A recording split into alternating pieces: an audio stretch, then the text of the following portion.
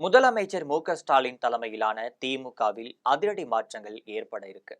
தேமுதிக பொதுச் செயலாளர் பிரேமலதா விஜயகாந்த், பாட்டாளி மக்கள் கட்சி தலைவர் ராமதாஸ், தமிழக மக்கள் முன்னேற்ற கழக தலைவர் ஜான் பாண்டியன் இவங்க எல்லாருமே திமுகவில் இணைய இருக்காங்க.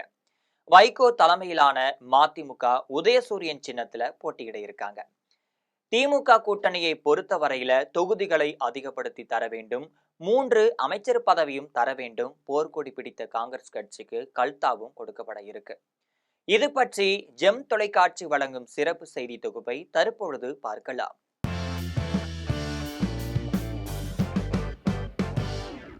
வரக்கூடிய 2026ஆம் ஆண்டு சட்டமன்ற தேர்தலில் 200 தொகுதிகளுக்கு மேல் வெற்றி பெற வேண்டும்னு, மீண்டும் ஆட்சியை பிடிக்க வேண்டும் என்பதில் திமுக முனைப்பாக செயல்பட்டு இருக்காங்க.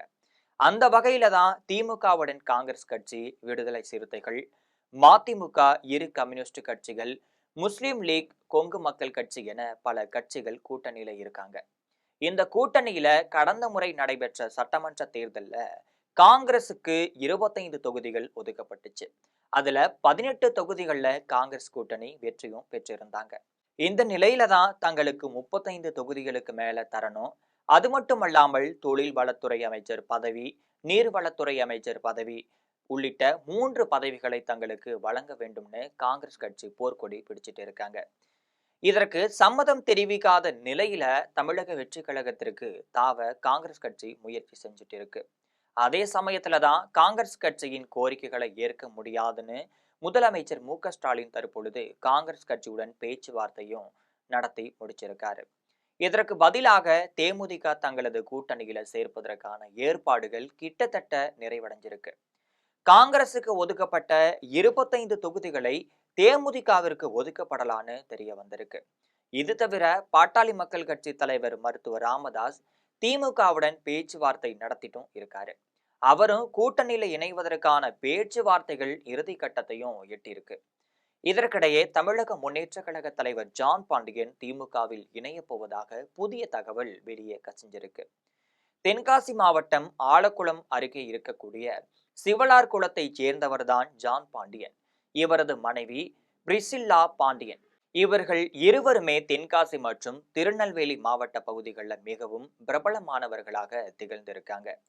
ஜான் பாண்டியனை பொறுத்தவரையில ஆரம்ப காலகட்டத்துல பாட்டாளி மக்கள் கட்சியிலிருந்து தனது அரசியல் வாழ்க்கையை தொடங்கியிருந்தார். அந்த கட்சியில இளைஞரணி செயலாளராக அவர் பணியாற்றி இருந்த நிலையில தமிழக முன்னேற்ற கழகம் என்ற கட்சியையும் உருவாக்கினார். இதனைத் தொடர்ந்து அவர் அதிமுகவுடன் கூட்டணி அமைத்து பல தேர்தல்களை சந்தித்திருந்தார். கிட்டத்தட்ட 7 தேர்தல்கள்ல போட்டியிட்ட அவர் ஒரு தொகுதியில கூட வெற்றி பெறாமையே இருந்திருக்காரு. இருந்த போதிலும் இவருக்கு பின்னால தலித் தினத்தைச் சேர்ந்த மிகப்பெரிய வாக்கு வங்கி இருக்கிறது என்பது குறிப்பிடத்தக்கது. கடந்த தேர்தல் வரை அதிமுகவுடன் கூட்டணி வைத்திருந்த ஜான் பாண்டியன் தற்போதுதான் திமுகவுடன் பேச்சுவார்த்தை நடத்திட்டு இருக்காரு. இது பற்றி தகவலை திமுகவை சேர்ந்த அமைச்சர் ராஜகண்ணப்பன் தெரிவிச்சிருக்காரு. ராமநாதபுரம் மாவட்ட திமுக செயற்குழு கூட்டம் பரமக்குடியில் நடைபெற்றிருந்துச்சு. இதுல திமுக தேர்தல் பணிக்குழு தலைவரும் வனத்துறை மற்றும் கதர் கிராம தொழில்துறை அமைச்சருமான கண்ணப்பன் பேசும் பொழுது, திமுக கூட்டணியில யாரு சேர்ந்தாலும் அவர்களை வெற்றி பெற வைக்க வேண்டும், மதிமுகவை பொறுத்தவரையில இந்த தேர்தல்ல உதயசூரியன் சின்னத்துல தான் போட்டியிடுவார்கள், அதே சமயம்தான் கம்யூனிஸ்ட் கட்சிகளும் விடுதலை சிறுத்தைகள் கட்சியினரும் அவர்களது சின்னத்துல போட்டியிடுவாங்க. நமது கூட்டணிக்குள் ராமதாஸ் வந்து கொண்டிருக்கிறார், ராமதாசுடன் பேச்சுவார்த்தை நடந்து கொண்டிருக்கிறது, அதே போல்தான் ஜான் பாண்டியனும் பேசிக் கொண்டிருக்கிறார்.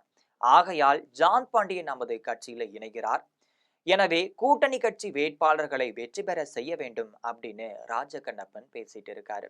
இதன் மூலம் மருத்துவர் ராமதாசும் ஜான் பாண்டியனும் திமுகவுடன் பேச்சுவார்த்தை நடத்தி வருவது வெட்ட வெளிச்சத்திற்கு வந்திருக்கு.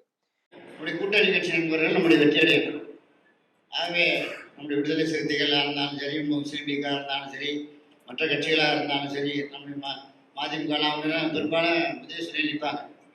மற்ற முஸ்லீம் லீக்கும் விடுதலை சிறுத்தைங்க அவங்க சின்ன ஒன்று பானை சின்ன ராமதாஸ் அவர் வந்திருக்காரு. இப்போ ராமதாஸ் இன்னும் பேசல, பேசிக்கிட்டு இருக்காரு.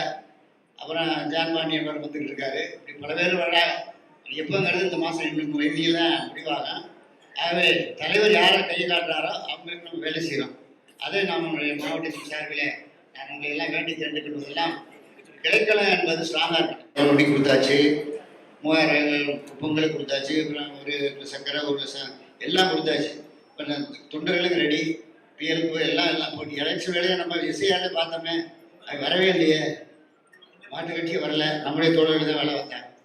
ஆகவே நம்முடைய பணி என்பது நீ கொஞ்சம் அசந்தராமல் 2-3 மாதம் நல்லா வேலை செய்யணும். உழைப்பவர்களுக்கு தான் இங்கே மரியாதை.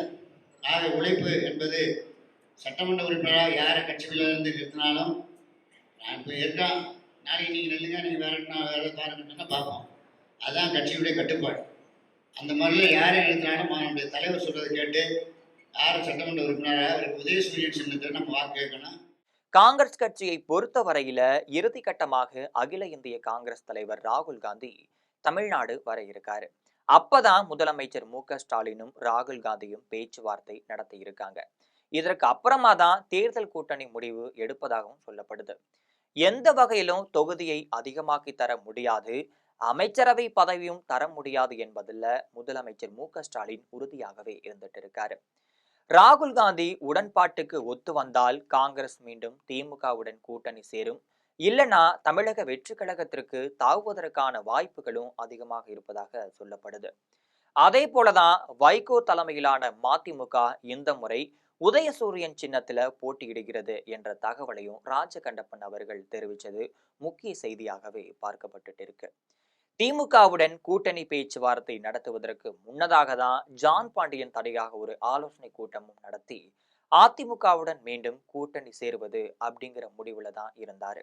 ஆனால் திடீர்னு தனது முடிவையும் மாற்றி கொண்டிருக்காரு. ஜான் பாண்டியன் திமுகவுல இணையும் பட்சத்துல அவருக்கு திருநெல்வேலி இல்லனா தென்காசி மாவட்டத்தில் ஏதாவது ஒரு தொகுதியை ஒதுக்கி தரப்படணும் தெரிகிறது. அதே போல் மருத்துவர் ராமதாஸை பொறுத்தவரையில கூட்டணி அமையும் பொழுது அந்த கட்சியைச் சேர்ந்த ஜி.கே. மணி, அருள், எம்.எல்.ஏ. காந்தி ஆகியோருக்கு தொகுதிகள் தரப்படுன்னு மொத்தமாக 15 தொகுதிகளை பாட்டாளி மக்கள் கட்சிக்கு ஒதுக்கப்படுன்னு சொல்லப்படுது. இது போன்ற அரசியல் பின்னணி செய்திகளை அன்றாடம் தெரிந்து கொள்ள ஜெம் தொலைக்காட்சி சேனலுடன் எப்பொழுதும் இணைப்பில் இருங்கள்.